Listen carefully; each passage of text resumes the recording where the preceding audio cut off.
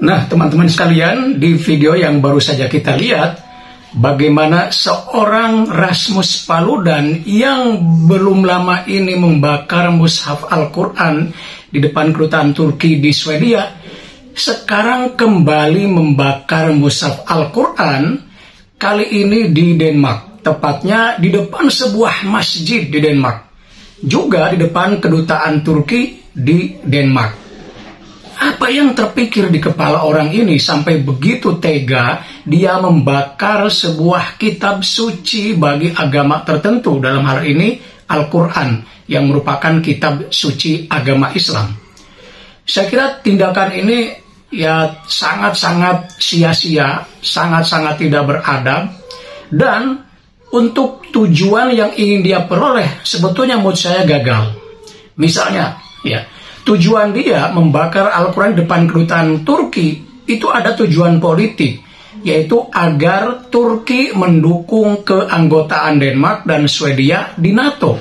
Karena selama ini Turki tidak mendukung.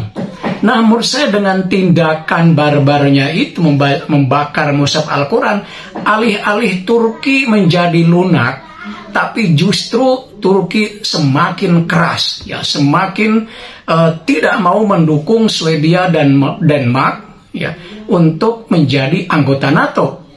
Karena dengan perbuatan itu semakin menunjukkan bahwa mereka selama ini semakin absah sebagai pelindung gerakan-gerakan teroris atau kelompok-kelompok yang selama ini bertentangan dengan Turki. Itu yang pertama. Kedua, kalau dikaitkan dengan tujuan mendegradasikan Islam misalnya, atau umat Islam dengan membakar kitab suci, juga telah gagal. Ya, Paludan telah gagal. Kenapa? Karena dengan membakar kitab suci Al-Quran, alih-alih umat Islam semakin merosot atau semakin takut, alih-alih Islam semakin terdegradasi, justru dengan adanya itu umat Islam akan semakin kuat, solidaritas yang terbangun malah jauh lebih kuat. Ya, bahkan ada salah seorang yang memberikan komentar di channel Al Jazeera yang tadi videonya kita lihat itu dari Al Jazeera, mengatakan mereka atau siapapun yang musuh Islam boleh membakar Al-Quran. Ya. Tetapi mereka tidak akan mampu menghilangkan Al-Quran dari hati dan jiwa mereka. Ya, Al-Quran boleh dibakar, tapi Al-Quran telah ada di dalam hati dan jiwa umat Islam. Jadi, alih-alih mereka akan jauh dari Al-Quran, justru mereka akan semakin kuat, solidaritas akan semakin terbangun. Jadi sekali lagi menurut saya, tindakan Rasmus Paludan ini adalah tindakan yang benar-benar seorang yang bodoh. Ya, tindakan dari seorang yang betul-betul tidak mampu berpikir jangka panjang. Ya. Bahkan saya kira bagi masa depan politiknya sendiri, tindakannya itu justru akan berbahaya.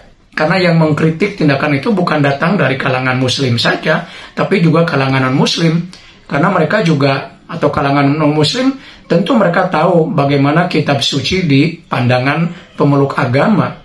Ya, perlakuan yang tidak beradab seperti membakarnya jelas akan menyinggung, akan dianggap sebagai tindakan yang mencela, menodai, dan seterusnya. Jadi masa depan Paludan sendiri di dalam negerinya, ya baik di Swedia maupun Denmark, karena dia punya dua kewarganegaraan ya, menurut saya justru tidak akan bagus. Ya, ekstrem sayap kanan itu di beberapa negara juga tidak mendapatkan dukungan. Ya, di Prancis misalnya juga sama, yang sayap kanan juga tidak pernah menang dalam pilpres atau dalam pemilu di Prancis. Dan saya kira juga Paludan juga tidak akan muncul sebagai tokoh yang akan berprestasi nanti di Denmark ataupun di Swedia ya. Dan kalaupun pemerintah Denmark dan Swedia membiarkan tindakan itu terjadi, justru juga ini akan mencoreng Denmark dan Swedia sebagai membiarkan tindakan barbar, tindakan yang tidak pada tempatnya, bahkan bisa dikatakan bertentangan dengan demokrasi, itu terjadi di depan matanya sendiri. Maka Denmark dan Swedia juga akan mendapatkan getahnya. Saya kira dalam persepsi publik internasional, Denmark dan Swedia juga akan mengalami masalah dengan membiarkan tindakan Paludan itu terjadi. Nah, itu komentar saya terkait dengan aksi yang kedua kalinya. Bahkan mungkin kalau dihitung dari sebelum-sebelumnya, lebih dari 2 kali Paludan membakar mushaf Al-Quran.